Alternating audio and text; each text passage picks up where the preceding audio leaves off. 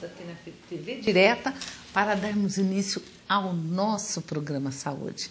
Aquele programa semanal que eu tenho certeza que a maioria dos nossos telespectadores esperam ansiosamente para ver qual será o assunto do dia.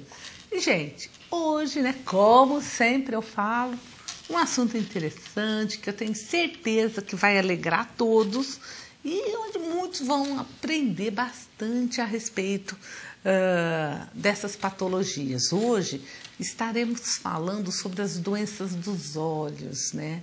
E eu sempre digo, quem quiser saber a importância disso, é só fechar um pouquinho os olhos, né? Uns 30 segundos que a gente vai ver quão importante é esse órgão para a gente. Muitas vezes a gente tem dúvida a respeito de óculos, de cirurgias, cataratas, lentes. Então, hoje vai ser o dia que nós vamos aprender a respeito disso. E para falarmos sobre esse importante assunto, estamos recebendo aqui nos estúdios da TV Direta, também já vou falar o nosso amigo, porque vem bastante vezes, sempre que a gente convida, gentilmente aceita nosso convite. Então, é a presença do Dr. José de Souza, que já é médico, oftalmologista aqui na nossa cidade há bastante tempo, né, doutor? Mais de 20, 30 anos, né?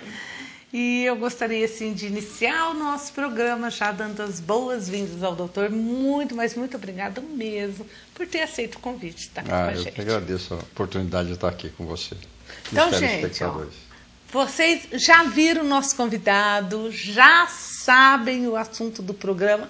Então, você que está em casa nos assistindo e às vezes tem alguma dúvida a respeito das doenças oftalmológicas, é só ligar para a gente. Nosso telefone 3656-4147 e o nosso e-mail, né? saudetv@hotmail.com está à disposição de vocês. Enquanto vocês vão nos ligando, eu e o Dr. José vamos conversando aqui um pouquinho. Bom, doutor, como eu disse, né, os olhos, às vezes as pessoas devem pensar, mas oftalmologistas, médicos só de olho, mas tem tanta coisa, né, tantas doenças, tanta coisa que a gente pode fazer para melhorar a saúde ocular da gente. Eu gostaria de iniciar o programa de hoje que o senhor falasse assim, algumas dicas de como chegar na terceira idade, quarta idade, ainda com os olhos assim o mais perfeito possível. Bom, primeiramente é importante você saber que nível de visão a gente tem e um exame periódico para você poder saber qual o nível da sua visão, se há necessidade da correção de grau, de uso de óculos para longe ou para perto, conforme a idade, se existe alguma alterações no aparelho visual, no globo ocular, e se existe algumas alterações quanto à visão de cores, que nós estávamos conversando agora há pouco, e naturalmente a higiene, os cuidados, proteção no trabalho, quanto ao olho, uso de proteção para evitar acidentes, dependendo da atividade, é muito importante. E a alimentação, doutor? Existe assim, algum alimento assim, que a gente fala assim, isso aqui é bom para os olhos? Hoje há muitos trabalhos mostrando que uma alimentação sadia, saudável, é muito importante para os olhos. Se você comer verduras, legumes, frutas, de cores variadas, você vai ter acesso a vitamina A, E, C, selênio, cobre, zinco. Se você fizer alimentação com uso de peixe, de derivados com sardinha, o salmão, que é rico, mas os outros peixes, alguns também, você vai ter acesso ao ômega 3, que são antioxidantes e que são muito importantes na preservação dos tecidos oculares, principalmente da retina, da mácula, evitando algumas alterações também no cristalino.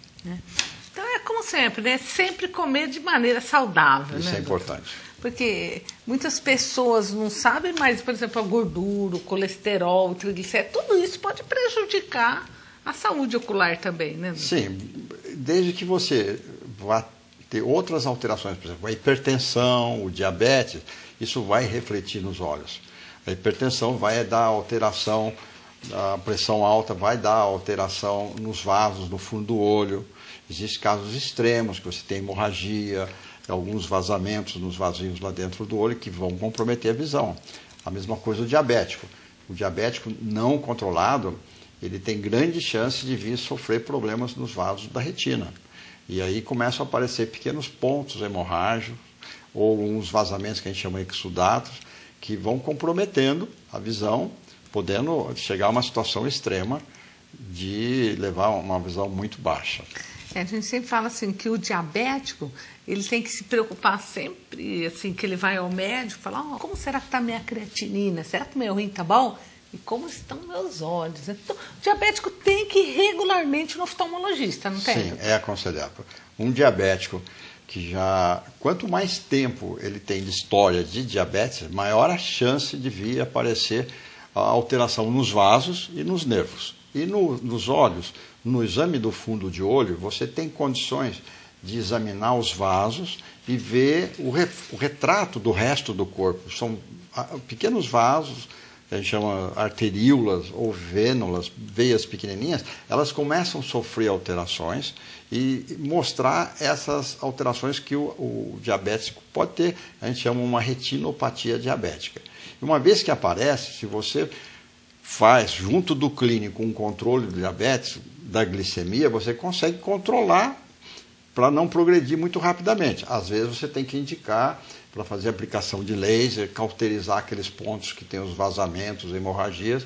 Então, por isso, é importante controle clínico do diabetes, com a glicemia controlada, com alimentação, orientação dos medicamentos, exercícios, e fazer o controle do fundo de olho, que vai mostrar, olha, o negócio não está bem controlado, aqui está já acontecendo alguns fatos que vão te levar a comprometimento da visão. E lembrar também aos diabéticos que a diabetes é uma importante causa de cegueira, né, doutor? Hoje em dia é uma das grandes causas de cegueira no mundo, é a retinopatia diabética, ou esse problema que o sangramento e esses exudatos que vão ocorrer lá no fundo do olho.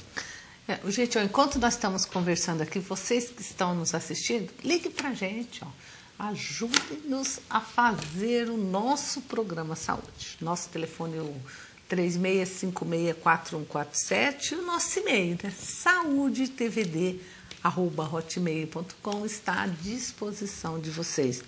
Mas, doutor, então tem certas coisas que a gente pode evitar. Por exemplo, o diabético pode controlar a glicemia e tal, ter uma vida mais saudável e assim evitar tantas doenças a nível, assim que eu estou dizendo, ocular. Mas existem certas doenças que parece que vêm mesmo com o tempo, né? Por exemplo, a catarata.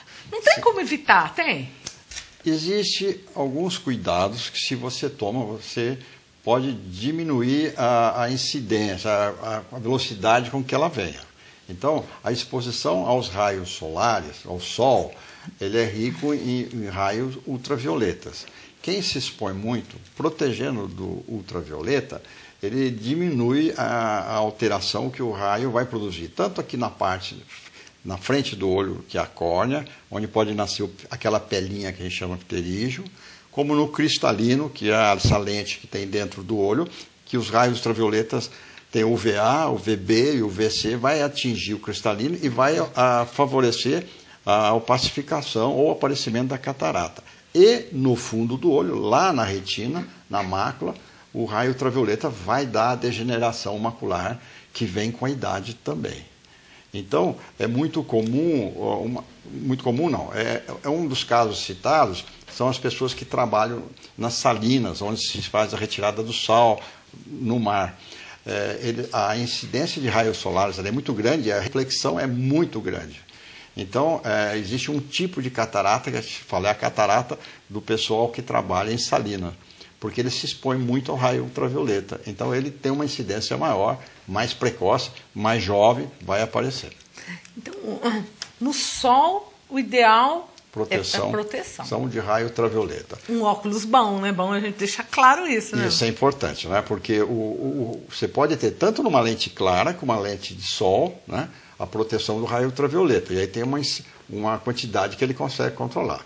Agora, existem alguns óculos de sol que não tem o filtro ultravioleta. São óculos bonitos, óculos, mas não tem o filtro. E aí ele engana o olho, porque quando você vai no sol, a pupila ela fecha para proteger o olho. Quando você vai no lugar mais escuro, ela abre para receber mais luz, para enxergar melhor.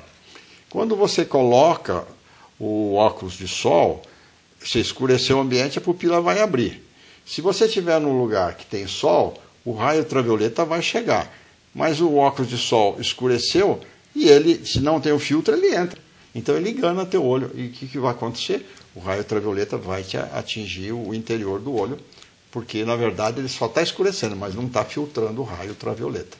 Então, se não for para usar um óculos bom, é melhor não usar nada. O de sol, sim. De sol é melhor não usar, porque você vai estar enganando o teu olho. E aí o olho, em vez de usar o mecanismo que tem de fechar a pupila para proteger, ele abre e aí entra todo o raio ultravioleta.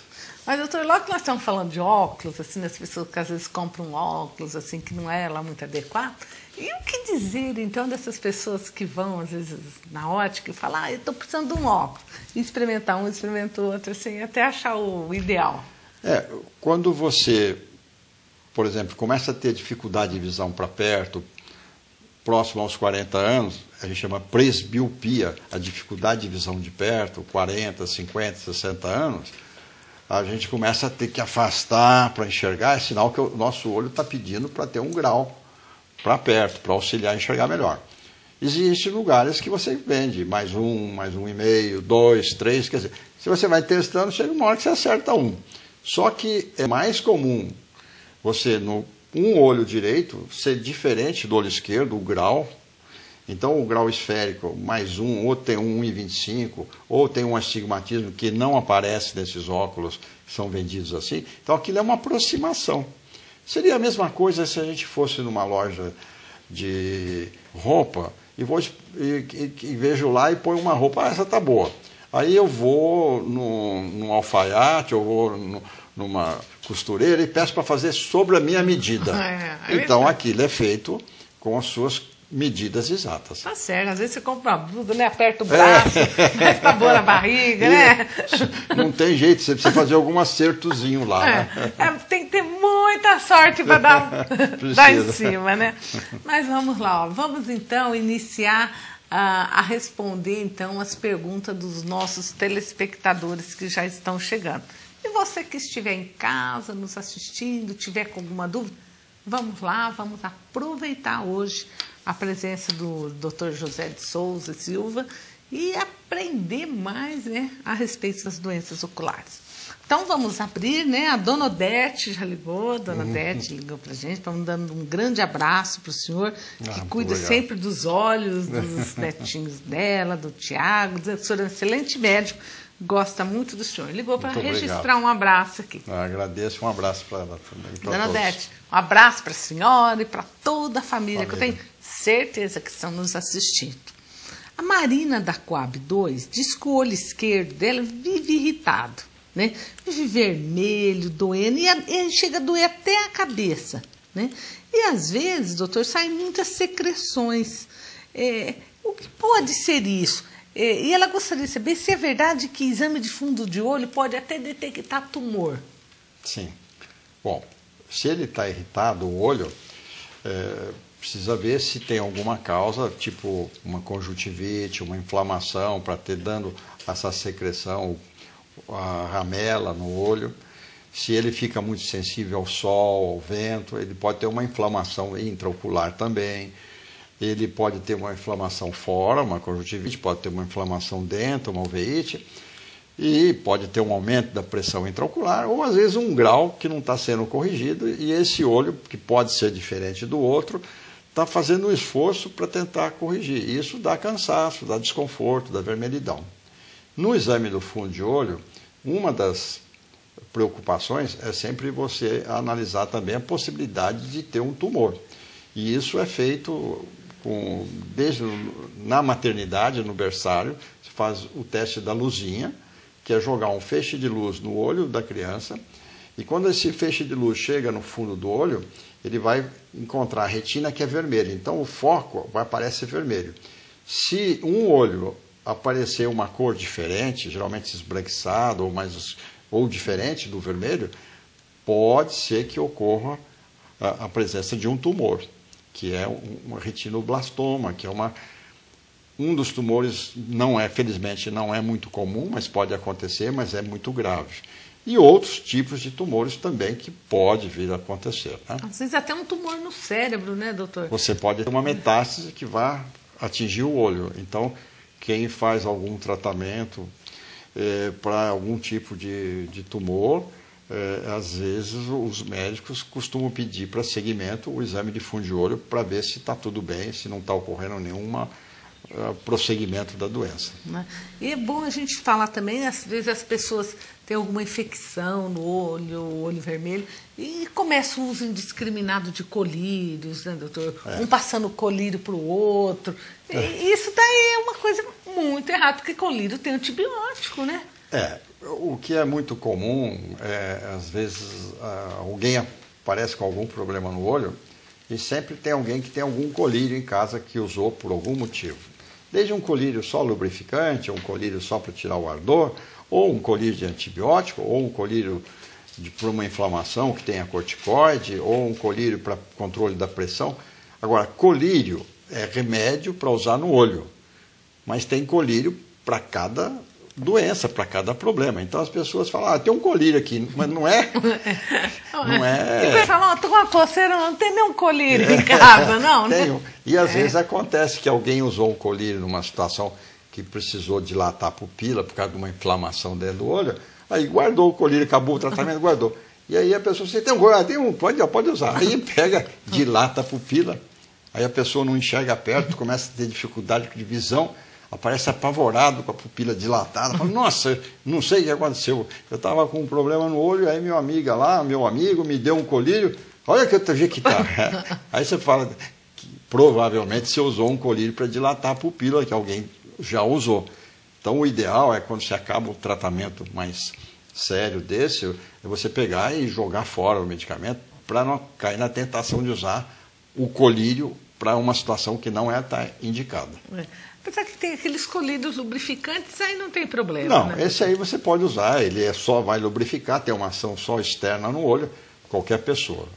Né? Porque tem aquelas pessoas assim, né, que vai para a cama, já pega o remedinho do nariz, o colírio do olho. Faz uma revisão.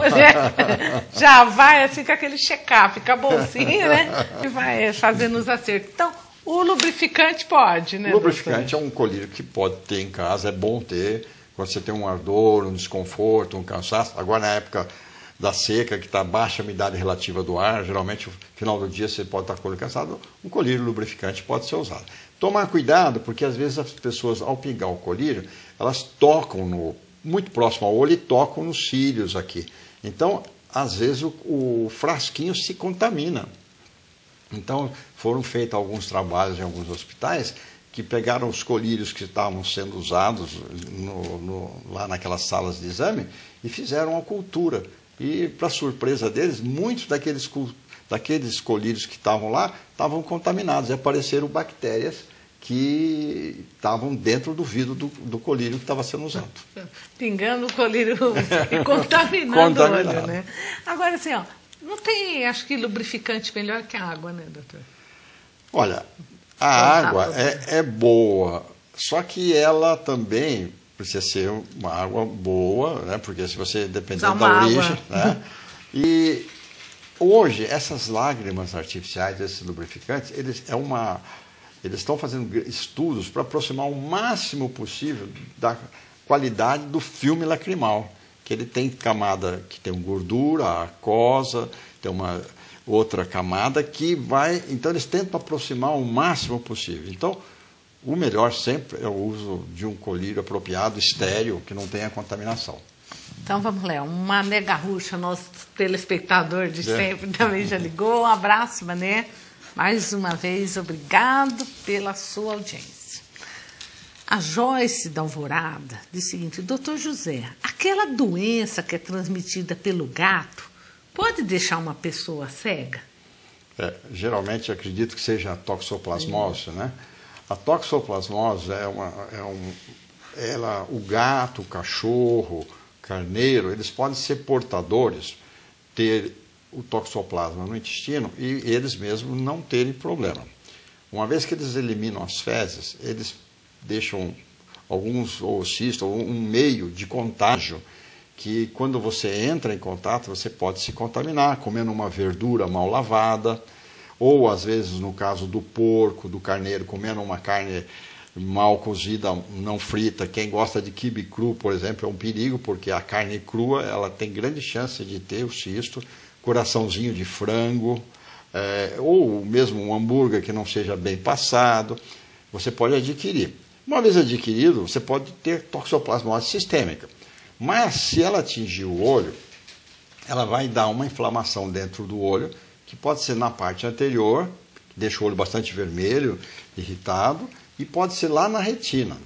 E ela dá uma cicatriz, ela dá uma área, e se essa cicatriz pegar a área nobre, que é a mácula, que é o lugar, quando a gente olha para alguma coisa, eu estou olhando para aquele ponto, então pode comprometer a visão. E às vezes uma série de inflamações que vão acontecendo pode levar a um comprometimento sério da visão. E eu acho também interessante a gente falar das mulheres grávidas, né, doutor? Sim.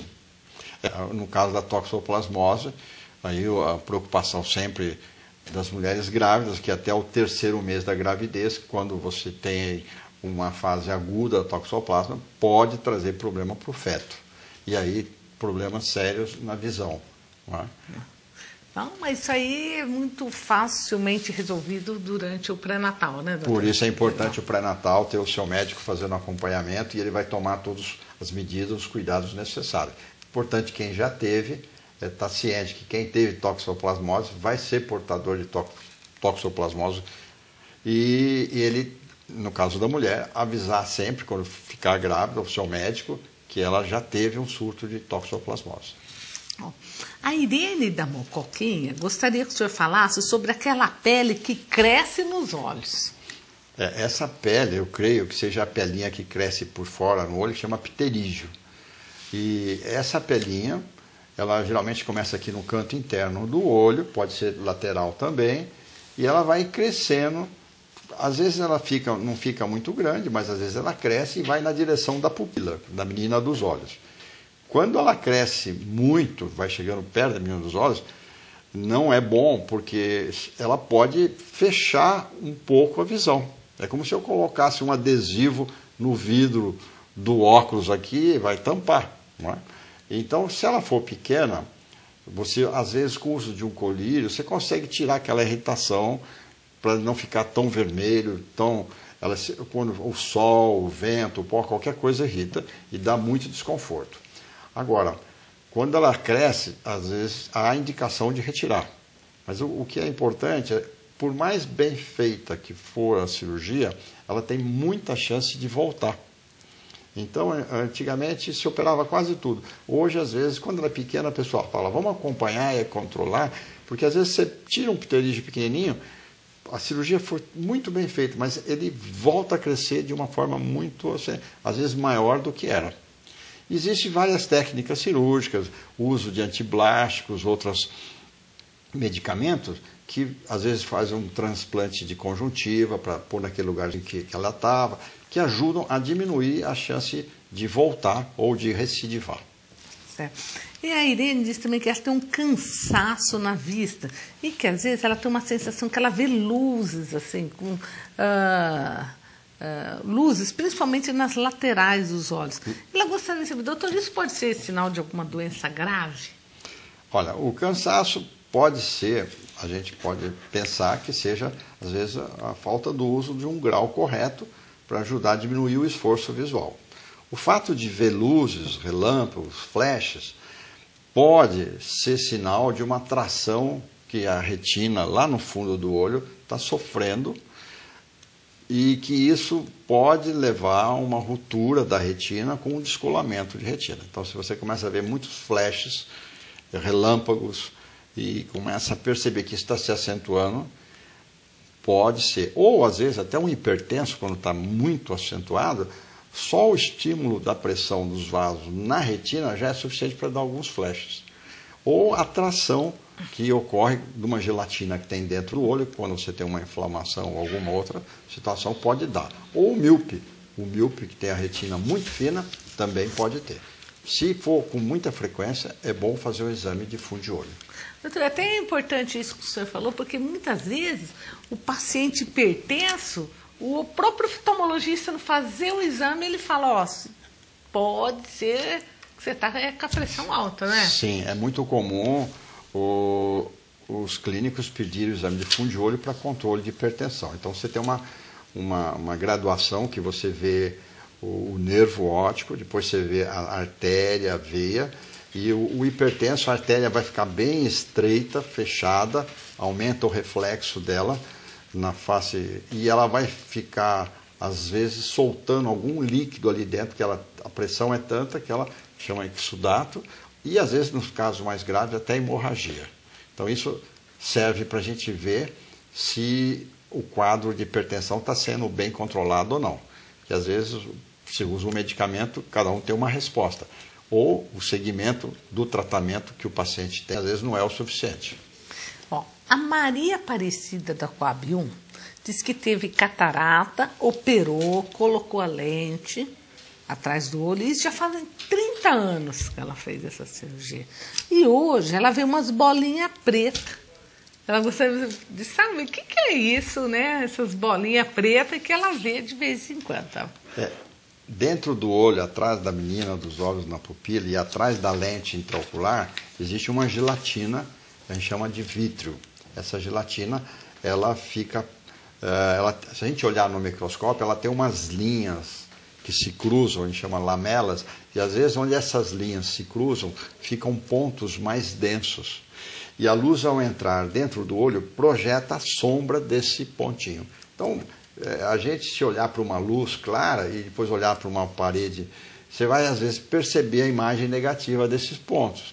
E conforme você olha, como essa gelatina tem uma certa mobilidade dentro do olho, aquilo vai para um lado, vai para o outro, e você vai tentar seguir, aquilo fica voando. A gente chama moscas volantes, porque parece um mosquitinho voando. Tem gente que fica até tentando pegar. Às vezes pega a forma de uma aranhinha, e tem formas variadas, né? Isso é verdade mesmo, né, doutor? Muitas pessoas têm essa sensação, né? É. Então, essa sensação de moscas volantes. A Lúcia da Coab 1 diz, eu gostaria de saber, doutor, se aquele colírio Moura Brasil pode ser usado assim. Ele é um colírio que ele tem um astringente famoso. O Moura Brasil é um dos colírios fabricados no Brasil. Mas é antigo, não é? Antigo. O Dr. Moura Brasil, um oftalmologista antigo, que eu tive o prazer de conhecer, foi o dono do laboratório. Hoje o filho dele prossegue no trabalho dele, eles são donos do laboratório lá no Rio. E é um colírio que ganhou o nome no mercado, né? Então você fala, qual que você usa? O colírio Moura Brasil. É como se fosse falar assim, uma marca que a gente está acostumado a ouvir falar, né? Produtos Mococa, alguma coisa assim. É uma marca famosa. Ele é um colírio que usa para clarear o olho. É um colírio bom, que pode ser usado sem contraindicações maiores. E vende sem receita. São esses colírios, a gente chama adstringentes, lubrificantes, eles são vendidos sem receita. E a Lúcia disse também que quando ela viaja devido ao sol, o olho dela arde demais durante as viagens, principalmente diurnas, né? Isso nada como óculos de sol, né? Sim. O primeiro passo é ver se tem algum grau, né? Às vezes a gente tem um pequeno grau e que faz um esforço, dá um cansaço. E com a luminosidade, os raios irritam o olho. Então o uso do óculos de sol com filtro de ultravioleta ajuda a proteger. E se tiver o grau, já coloca o grau no seu óculos de sol. Aí um óculos só. Um óculos só, se for preciso. Hoje existe também as lentes que são fotossensíveis, para que as pessoas que têm muita sensibilidade à luz, são lentes que quando você chega ao sol, ela escurece. E quando você vai para o ambiente interno com baixa luminosidade, ela clareia automaticamente. Para pessoas que têm muita sensibilidade à luz, também existe essa opção. O Valdemir da Vila Lambari, primeiro parabeniza o programa, que ele está gostando muito. Obrigado, viu, Valdemir? E disse que, doutor, a vista dele, principalmente a direita, ela embaça à noite. Durante o dia ele fica tranquilo, mas à noite ele tem essa sensação. Ele gostaria de saber se isso pode ser algo grave. Bom, em princípio a gente tem que pensar pelo mais simples, né? Vamos pensar que quando chega à noite, talvez, o seu olho já está mais cansado. Que ele fez, eu dormi, eu vou acordar, ele está descansado, eu vou fazer esforço, se eu tiver um grau pequeno ele vai conseguir corrigir. Chegou no final do dia, ele já trabalhou bastante. E uma das manifestações do excesso, do cansaço visual, é ficar vermelho, irritado, embaçado, porque às vezes ele já não está conseguindo corrigir o grau necessário. Porque o olho tem um mecanismo interno que ele consegue corrigir um pouco do grau, automaticamente. Mas chega uma fase que ele já começa a falhar e o automático que tem dentro do olho já não está funcionando tão Aquele bem. automático que a pessoa vai fechando o olho assim, ó, não tem isso? Ela vai faz fechando isso. assim, mas você está fechando para enxergar melhor, né? Isso e aí assim, que a gente faz, quando a gente faz isso, a gente chama que a pessoa está tentando buscar o foco, né? Porque quando você reduz a área da visão, se eu olhar aqui assim, por esse buraquinho, eu vou enxergar melhor ali. Porque eu vou focalizar a imagem bem no centro da córnea e aonde tem menos aberração. E eu consigo focalizar. Chama fenda estenopeica. Existe até um dos fatos curiosos, que às vezes você entra num berçário, numa enfermaria de criança, e você vê uma criancinha em pé e fazendo isso. E ela com a mão aqui, olhando pelo meio do buraquinho. O que essa criança tem? Provavelmente ela tem um problema de visão e ela automaticamente descobriu que quando ela faz isso, ela enxerga melhor. Então você vê um bebê lá no berço, em pezinho e com a mão assim. Ele está fazendo esforço para enxergar melhor. Essa criança provavelmente tem algum problema de visão, precisa ser avaliada. E interessante que é o fato dela descobrir sozinha o mecanismo Sim. de como enxergar automático, melhor, né? Se você vê uma pessoa fechando o olho, apertando a pálpebra, assim, pode saber que ela está fazendo o que a gente chama fenda estenopeica e ela está tentando focalizar melhor a visão. O míope é muito comum. Você vê míope fazendo assim, você fala, o óculos provavelmente já está defasado. Precisa trocar o óculos, né? Porque até chama atenção, né? A pessoa fechar o olho para ver se ela enxerga melhor. Né? O míope faz assim, ele fecha o olho, franze assim, começou a olhar, ele enxerga um pouco melhor. E outra coisa que o Valdemir também queria saber, doutor, mas comprar aqueles óculos de farmácia não prejudica o olho, não? Você vai falar assim, eu comprar um óculos para visão de perto, né? Ele vai funcionar com um aumento, porque com 40 anos eu perco 1 grau, com 52, com 63. Só que isso aí é um auxílio para perto. Se você tem 1 grau de longe, ele não vai corrigir. Quando você calcula o grau de perto, primeiro você vê o grau de longe, e depois você vai adicionar o grau de perto, mais ou menos de acordo com a sua idade. Então, se você tem 0 para longe e puser um óculos de mais 1, vai te ajudar. Ou, depois de uma certa idade, você vai testando até dar o foco. Só que um olho, geralmente, não é igual ao outro. E outro, se você tiver um astigmatismo, esse óculos ele só tem o esférico. Ele tem mais 1, ele não tem o mais 1 com menos 0,75 a 90 graus do astigmatismo. Então é a história da roupa que foi feita, não é a tua medida, mas está te ajudando. Você não vai passar frio. Que nada. Não vai passar frio, né? Então, nós estávamos falando das crianças, né?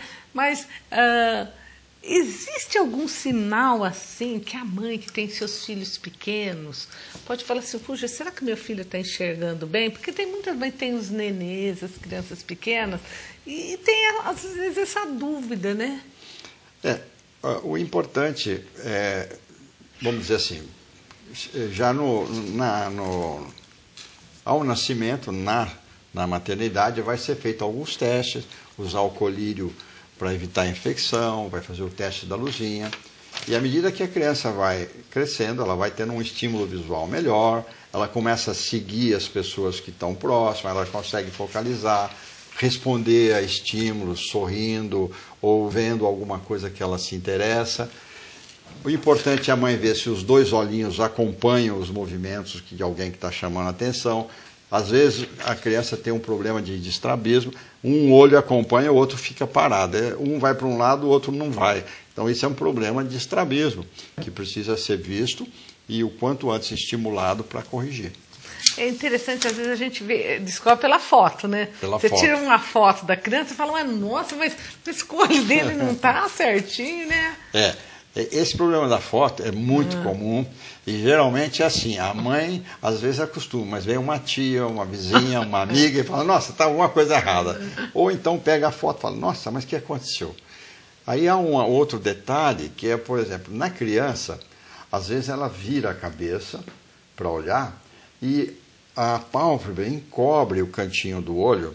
E num olho ela encobre mais o branquinho, quando ela está virada, o outro não. Então ela olha torta aqui, dá a impressão que o olho está torto, porque uma está aparecendo mais o branquinho interno, o outro não. Então isso é posição de cabeça, que precisa ser diferenciado do estrabismo. A gente chama falso estrabismo, né?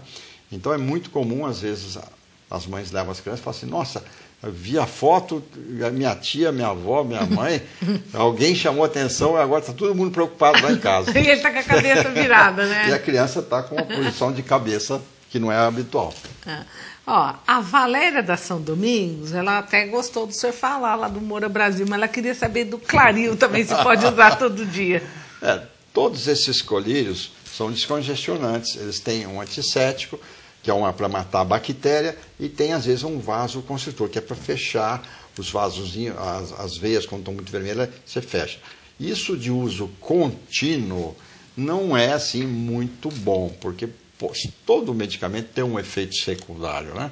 E tem pessoas que se habituam, igual remédio para uso nasal, pessoas que têm mania de colocar e vai dar uma vasoconstrição e aquele dá estímulo, falta oxigênio, vai aparecer neovasos, vasos novos lá, que vão aparecer porque aquele está fechado. Então, no olho, o excesso não é bom, como toda coisa restante, né?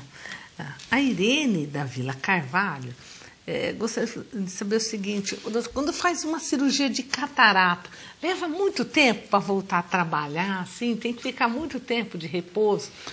Olha, a cirurgia evoluiu muito ao longo dos anos.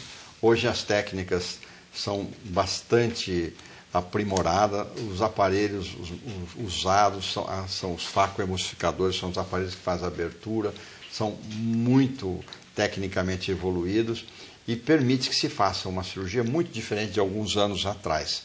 Você tinha que fazer uma abertura grande no olho, hoje você faz uma abertura, uma pontinha para entrar, menor que a ponta de uma caneta Bic, e o aparelho entra lá dentro, aspira aquela massa, e depois você consegue colocar uma lente intraocular, às vezes as lentes autoinfláveis, você solta a lente dentro do olho, ela abre automaticamente. Então isso reduz a necessidade de abertura do olho e às vezes nem ponto o cirurgião tem que dar mais. Então as pessoas vão andando para o centro cirúrgico, deitam na maca.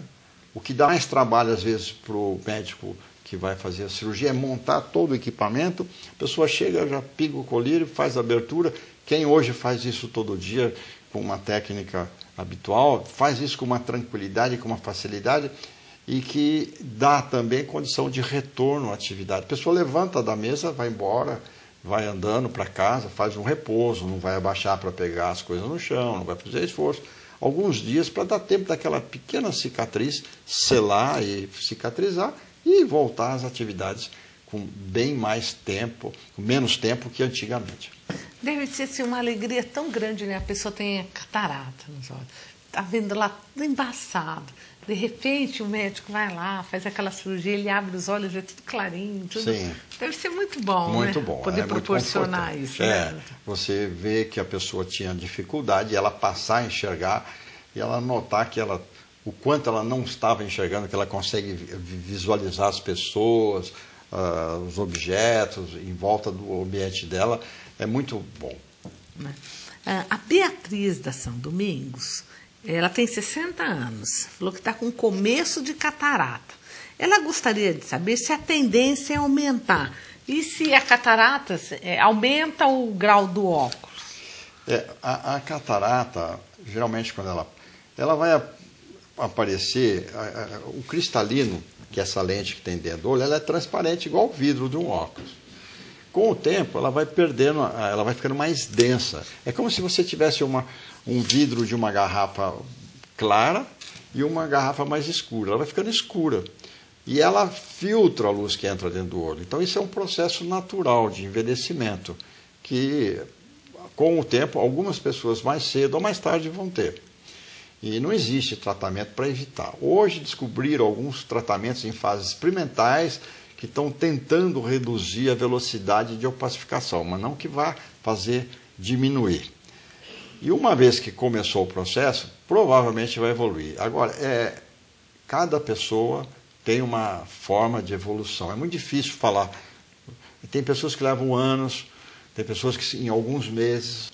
Então a evolução depende muito de cada pessoa. É porque de primeira as pessoas tinham catarata e falavam, estou esperando madurar. Não tinha isso? Tinha. É que a técnica que se usava antigamente, você abria quase 12 horas. A gente fala assim, vendo o relógio, que abria das 9 até as 2 horas do ponteiro, né?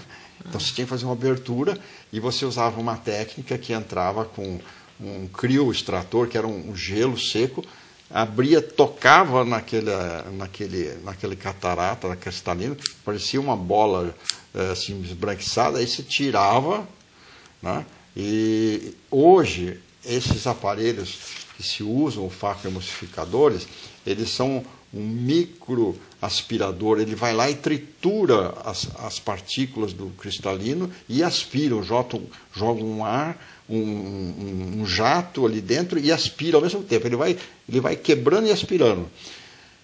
E se sabe que é mais fácil você fazer isso num cristalino que não esteja muito maduro, muito evoluído, do que uma que faz. Então a indicação mudou. Antigamente se esperava ficar quase com a visão, só percebendo passar a mão para operar. Hoje não.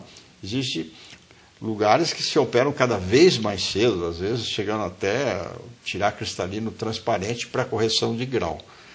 Mas depende muito da necessidade de visão de cada um no dia a dia, né? Tem pessoas mais... Uma pessoa que vive mais acomodada dentro de casa, ela vai ter uma visão boa para perto ainda, para longe de dificuldade. Uma pessoa que dirige, que sai, faz atividade, ela precisa ter visão boa. E o que acontece? Quando o cristalino vai opacificando, ele vai mudando o grau que vai chegar dentro do olho. Então é muito comum, às vezes, a pessoa ter lá mais 3 graus e, de repente, começa a ficar mais 2, mais 1, menos 1. Mas o que está acontecendo? Está diminuindo o grau? Não, é porque o foco mudou, porque a lente que a gente tem do olho, que tem mais ou menos 23 graus, 24 graus, ela está mudando. Então ela está mudando o grau que eu preciso e o óculos vai ter que mudar. Então eu acho que era essa mesmo a dúvida da Beatriz, lá da São Domingos. E o Carlos, da Vila Santa Rosa, gostaria de saber, doutor, se a cicatriz da uveíte tem cura, né? A cicatriz, se chegou a ter a cicatriz, não. Onde tem a cicatriz foi uma reação inflamatória no tecido da retina, que é a tela que a gente tem no fundo do olho, e ela inflamou e ela cicatrizou. É a mesma coisa que eu cortar aqui ou tiver uma lesão aqui na pele, ficou a cicatriz, não tem problema na pele. Mas no olho, ela é uma tela que ela tem sensibilidade para receber a imagem. E onde ela cicatrizou, ela estragou a parte de sensibilidade dela. Então, não tem cura. Não tem como remover nada. Não, uma vez que está instalado lá, aquele tecido está morto, ele está com aquele comprometimento daquelas células que fazem a captação da imagem. Certo. O Francisco Donizete Zeferino gostaria de saber se o nervo óptico que atrofiou pode voltar a ficar normal, se tem cirurgia para isso, doutor. Também, a parte do nervo é uma parte muito sensível. Quando você tem um comprometimento, você tem uma lesão ou atrofiou, ela provavelmente ali naquela área está com dificuldade. Então, todo problema neurológico, comprometimento, é difícil recuperação, né? E o nervo óptico ele é muito sensível. Uma vez comprometido, aquela área comprometida é difícil recuperação. A gente fala assim, alguma coisa, assim, às vezes pode melhorar, mas ficar como antes.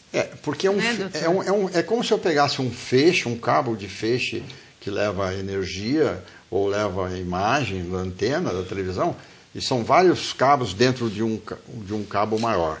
Se eu queimar, tiver um curto-circuito ali, aqueles pontos que foram atingidos pelo curto-circuito, eles estão comprometidos. Já não vai passar a imagem, não vai passar a energia que ele recebe. Então, uma vez lesado um cabo que a gente usa para passar energia, se der um curto-circuito, você tem que retirar aquele pedaço. Né? Bom, o telespectador anônimo, eu sempre falo que quem não quiser deixar o nome não tem problema, né? Ele disse o seguinte, doutor, que ele já fez 8 cirurgias a laser em Divinolândia, né? E indicaram óculos, mas ele enxerga melhor sem óculos do que com óculos, doutor. O que poderia estar acontecendo? Bom, primeiro precisa saber que cirurgia ele fez, né? Fazer 8 cirurgias a laser, eu posso imaginar muita coisa. Vou imaginar que ele, para fazer 8, deve ter tido uma cauterização a laser, no caso de uma retino do diabético, que tem alguma coisa. Então, você vai queimando cada ponto daquele que está sangrando, e cada lugar que você queima é um lugar a menos que vai funcionar. Né? É como se fosse uma tela de televisão que eu vou queimando os pontos, e aonde eu queimo, eu não vou enxergar uma imagem boa. E aí, aquele lugar ele não capta a imagem. Então não adianta eu ficar mudando o óculos ali, pondo lente para focalizar, que eu vou ter áreas pequenas para poder enxergar. E aí o óculos... Né, o óculos ele vai ajudar a focalizar a imagem para as áreas boas, mas as áreas que foram queimadas, cauterizadas, elas não vão ter uma qualidade de visão boa. Se for periférico, não percebo tanto. Mas se for bem na área central, perto da mácula, aí a queda da visão é bastante acentuada. E o óculos melhora pouco. Mas ele fala assim, ainda fica melhor sendo que incomoda também, né? Porque ele já não está conseguindo focalizar a imagem com óculos, posso imaginar. E então, para ele, se não melhora muito, quando ele tira, não sente benefício. Então, acaba ficando sem. Até a gente fala assim de focar a imagem com óculos, o óculos ideal.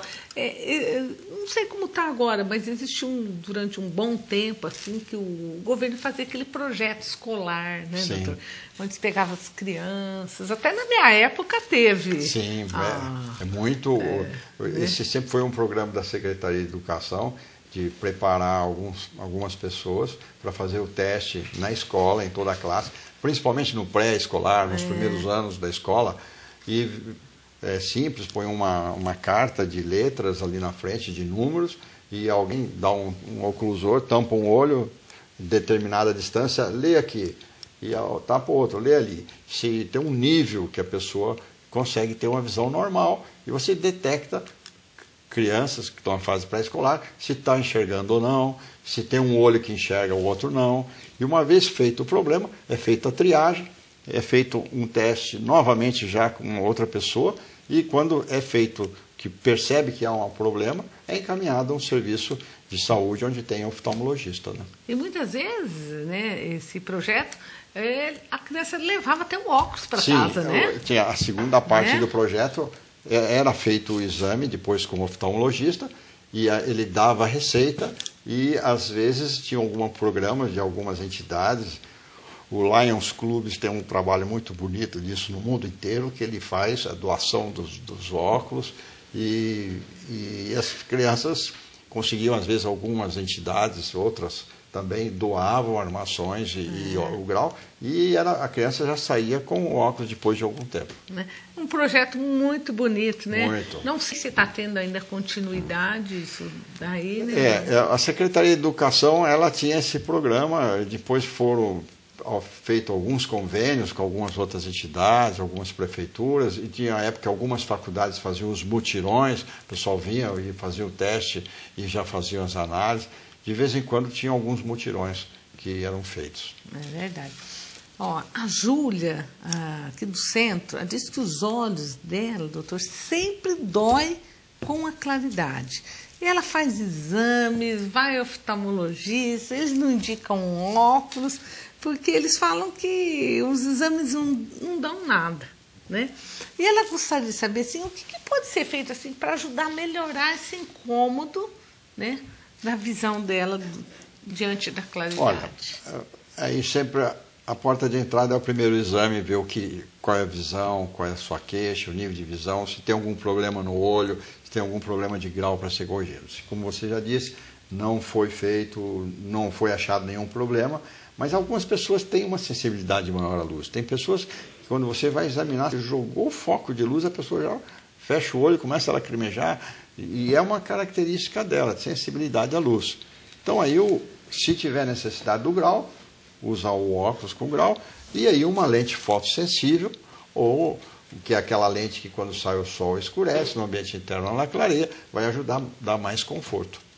Geralmente as pessoas assim de pele clara, os albinos, eles têm maior sensibilidade, Sim, não tem, o albino ele tem porque ele tem um problema de falta de pigmentação, e na menina dos olhos, na pupila, a íris, ela tem uns pigmentos que filtram a luz para só a luz entrar na área da menina dos olhos, da pupila. Em volta, não. E o albino, ele tem um problema de pigmento que ele não tem pigmentação ali. Então a luz chega, ela consegue passar uma boa parte através da íris mesmo. E isso dá muita sensibilidade para eles. Algumas pessoas têm essa característica de ter mais sensibilidade que outras. Realmente, os olhos mais sensíveis, mais claros, às vezes percebem um pouco mais. O Roberto, lá do José Juste, disse que ele não falou quantos anos ele tem. O doutor, estou com a vista fraca, não consigo ler, mas comprei um óculos na farmácia e resolveu o problema dele. Mas ele já falou, não estou prejudicando muito, não, né? Pouquinho só, né? Não tem fazer sob medida, né? Aí é fazer sob a medida, né? Por exemplo, se você estiver chegando a uma certa idade e começou a esticar o braço para focalizar, vai ter hora que tem que ter um bambuzinho, né, para pôr lá na frente, e o braço já não alcança mais, né? Ou começa já a pôr o braço e ir lá fora no sol para ver como é que está, procurar a luz, é um sinal que você está pedindo o grau de perto. Antes de calcular o grau de perto, tem que ver se a sua visão está boa para longe. É muito comum um olho ser diferente do outro. Então você tem que calcular o grau de longe, focalizar a imagem para longe. Achou o grau de longe ou não tem o grau de longe, você põe o grau de perto sobre o seu grau de longe. Quando você compra um óculos pronto, você compra um óculos já com uma medida. E às vezes chega lá, você testa, ó, eu estava pondo lá, estou pondo aqui e melhorou. Mas não é, talvez, o mesmo grau do olho direito com o olho esquerdo. Então você está aproximando. Esse pessoal está gostando muito das coisas fáceis, né, doutor? É que é uma forma simples, né? Numa urgência, pessoas que usam o grau de perto e esquecem o óculos, nossa, foi fazer uma viagem, perdeu o óculos, como é que faz? Você põe um óculos desse, resolve o problema momentaneamente. Agora, não é o ideal o uso prolongado. É igual esse pessoal que vai no restaurante, né, doutor? Quer ler o cardápio? Esqueci meu óculos. Presta aí. Primeiro que tiver na mesa, né? Ou na mesa, ou o garçom já tem um óculos para dar lá. Você sabe que eu já vi um restaurante que o garçom oferece o óculos. Porque ele já percebeu isso, né? Então ele já presta um serviço a mais, ele já presta ali para ajudar o cliente. Aí é 15%. Já melhorou a gorjeta, né? No final.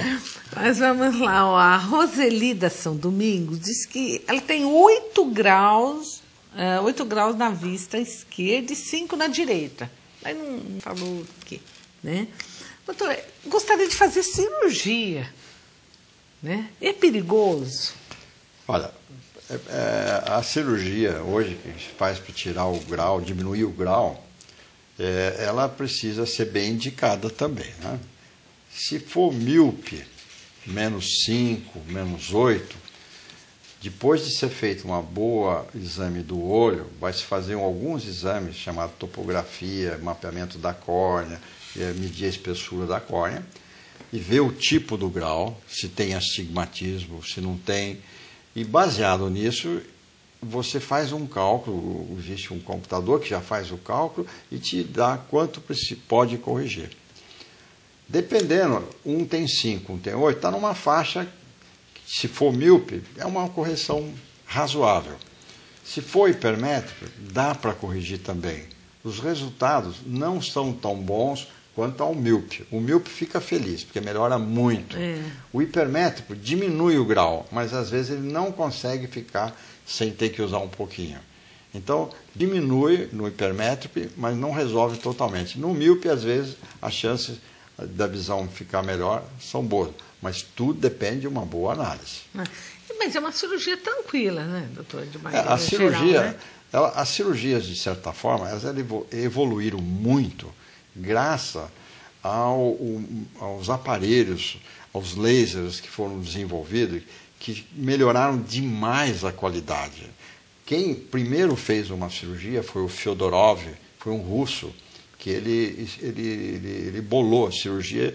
Ele falou: o olho míope é um olho mais longo, e o raio cai antes da retina. Se eu achatar aqui, eu consigo fazer o raio chegar na retina.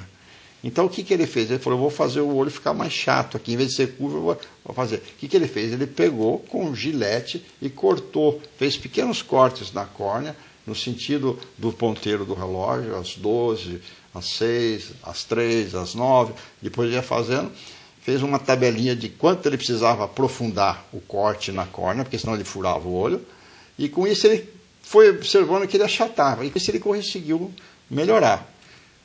Teve muitos casos bons, muitos casos ficaram muito complicados. Até hoje, eu cheguei a acompanhar alguns pacientes que fizeram essa cirurgia e que as complicações disso a longo prazo, porque tudo tem o longo prazo. No curto prazo tudo é bonito, a longo prazo vai dar tempo de aparecer as complicações. E as complicações que apareceram, eu tenho pacientes até hoje que fizeram essa cirurgia e que realmente a gente até assusta quando você vê o olho da pessoa por causa dessas cicatrizes que ficaram. E as cirurgias hoje você faz com laser, uma precisão muito tremenda, é uma coisa assim, ele calcula a quantidade mínima de tecido a ser tirado, ele faz uma aproximação numa área que é mais alta, noutra que é mais baixa, calcula tudo isso. Eles bolaram um sistema que é para aproximação dos foguetes, das naves, desses acoplamentos desses satélites da nave espacial. Quando vai chegar o foguete, eles têm que acoplar os dois certinho. Ele não pode chegar um primeiro que o outro. Então tem um sistema de laser que vai e volta e mede a distância. Aqui está um pouco mais longe, um pouco mais perto. Você tem que acelerar isso aqui para chegar mais junto com o outro. E eles usaram esse sistema no laser para calcular isso. Então a tecnologia é muito. Tanto é que esses aparelhos evoluíram muito, o custo também dos aparelhos evoluiu muito, né? Porque realmente a tecnologia melhorou e simplificou para o paciente. Né? A cirurgia ficou simples graças à alta tecnologia. É até bom que o senhor falou isso, porque às vezes a pessoa fala assim, ó, fui fazer uma cirurgia de catarata, né? Assim, rapidinho, né? Fiz assim, uns 30 minutos, e gastei tanto, né? Olha, tão rápido. Né? Mas só que não sabe o que vem por trás de tudo aquilo, né, doutor? Toda a tecnologia tem um investimento muito grande, é um alto custo. Você vê a evolução dos aparelhos celulares, o que você consegue fazer com um aparelho celular hoje, o tamanho deles, o que era antigamente, era um tijolo, hoje é uma chapinha. Tudo isso é investimento em tecnologia. Ele evoluiu, melhorou muito a qualidade que o aparelho tem, oferece para quem vai usar muitas opções, tem um custo. Como ele foi feito em grande quantidade, ele conseguiu diminuir o custo. Agora, esses aparelhos que são usados na área médica não são feitos em grande quantidade. Então, às vezes você vê o preço de um aparelho, você vai num congresso médico e você vê a exposição de aparelhos, você fica encantado. É a mesma coisa que no salão de automóvel, você vê cada um que você fica morrendo de vontade de trazer todo o seu consultório. Só que a hora que você vai ver o preço em dólar, e agora o dólar está lá nas alturas, você fala, meu Deus do céu, não tenho condições de... Então, geralmente, só grandes centros ou grandes clínicas conseguem ter, porque o investimento é muito grande. Ó, chegou um e-mail para a gente, ó, boa noite. Boa noite. Meu nome é Kelly Franzoni, moro na São Domingos. Fiz uma cirurgia laser para miopia há um mês. Eu tinha 2 graus, mas ainda não estou enxergando bem. Às vezes está bom, outras vezes embaixo. É normal, doutor, ou a cirurgia não deu certo? Geralmente, logo no início, ainda dependendo do efeito da cirurgia, pode ficar um inchaço, um edema na córnea, né? E aí precisa ver como está essa córnea que foi feita a cirurgia para miopia e a transparência dela e ver se ficou algum grau residual. Porque tudo isso são feitos cálculos, são feitos com esses exames pré-operatórios e que vai determinar o quanto tem que ser corrigido. E é muito comum ficar um grau residual. Então as pessoas às vezes acham que a cirurgia é uma varinha mágica, tocou, resolveu. Não é assim. Tem situações boas que você tem uma boa correção e tem situações que você não tem uma correção ideal. Então, às vezes, pode voltar uma parte. Antigamente se operava tudo. Hoje, com um bom senso, você faz um bom exame antes e você consegue ver, pela experiência acumulada, que alguns casos são bons, outros não são tão bons. A indicação, o risco e o benefício precisa ser medido para ver o que vale a pena para você conseguir uma boa visão. Mas está muito recente a cirurgia da Kelly, né, doutor? Eu acho que sim. Ela tem que voltar ao médico que Ainda operou. Dá para guardar um pouquinho, né? O médico que operou, que é a melhor pessoa para dizer, examiná-la e ver o que está acontecendo. Sempre o cirurgião é a pessoa mais correta para ver o paciente no pós-operatório, porque ele sabe o que ele fez. O Lourival, lá do aeroporto, ele tem dificuldade de cores, doutor. O Lourival disse que ele é daltônico. E gostaria que o senhor falasse um pouco sobre isso, se isso é grave, se um dia ele vai melhorar. O daltonismo é uma doença genética que você adquire, você já nasce com ela, e tem alguns tipos de daltonismo mais ou menos completo, e que as pessoas às vezes levam uma vida aí de 30 anos, que nós vimos um caso agora há pouco, nós estávamos conversando sobre isso, e que a pessoa, para ela, o normal é aquilo. Quando ela tem a oportunidade de fazer um teste ou algumas situações que ela é posta à prova para reconhecer algumas cores variadas, nós falamos do catálogo de tinta, né? Que a pessoa foi ver para escolher a tinta e viu aquelas variações de cores que oferece na loja e para ela estava tudo igual, né? Quase tudo igual. Ela falou, não estou percebendo diferença, porque o matiz, a variação de cor é muito próxima e ele às vezes não consegue perceber. Né? Mas a pessoa já tem desde que nasceu. Sim. Ela só não deu conta disso. Para ela acostumou ver que aquilo lá é vermelho, mas não é o vermelho real que a gente vê. É a mesma coisa se eu fosse ver uma televisão que não é colorida e vejo uma árvore, a flor é verde, não sei o que, o céu é azul. Para ele, só que você vai perceber tonalidades diferentes, de matiz diferente, de cor mais acinzentada ou menos acinzentada, vai variar. E quando você faz um teste, a pessoa acaba percebendo que ela tem dificuldade. E não tem o que fazer. Não, é só ter consciência que tem e não se expor a alguns riscos em algumas áreas ou em algumas profissões que exigem você reconhecer cores para ter alguma coisa, você vai ver que você vai ter dificuldade. No semáforo, toma cuidado, né? Tomar cuidado no semáforo, apesar que as pessoas se acostumam tanto que aquele vermelho que ela vê, ela sabe que é vermelho, mas não é o vermelho com a cor que a gente está vendo. Eles decoram também a sequência, não decoram? Eles sabem que primeiro vem um, depois vem outro, né? Ele tem uma diferença, para ele o vermelho é uma coisa e o verde é outro, e ele tem uma tonalidade diferente. Eles conseguem reconhecer que um é diferente do outro. Mas já nasceu assim. Viveu e vai continuar se adaptando para as situações. A Nilda do José Justo disse que é sua paciente. Né? Ela tem miopia, estigmatismo e hipermetropia. E ela disse o seguinte, doutor, a gente pode ter as duas coisas junto, assim, tudo junto, né? Gostaria que você falasse. O grau que a gente pode ter, basicamente, o olho míope ou o olho hipermétrope. O olho míope é um olho mais longo, o hipermétrope é um olho mais curto. E a curvatura da frente do olho, ele chama astigmatismo. Então a curvatura aqui dessa parte transparente, a córnea, que é a janela do olho, ela é oval. E ela pode ser a curvatura vertical diferente da curvatura horizontal. Então isso é o astigmatismo. E o astigmatismo ele pode ser ou hipermétrope ou míope. Ou no mesmo olho. Às vezes eu tenho um astigmatismo com um eixo. Por exemplo, mais 0,25 com menos 1 na receita. Esse mais 0,25 é hipermétrope e o menos 1 é míope. Então você fala, o que você tem? Você tem um astigmatismo misto, e um eixo hipermétrope e um eixo míope. Aí a pessoa fica... Tem tudo. Tem tudo. Não, fala assim, tem um astigmatismo, fica mais simples. Então, Nildo, está respondendo a sua pergunta.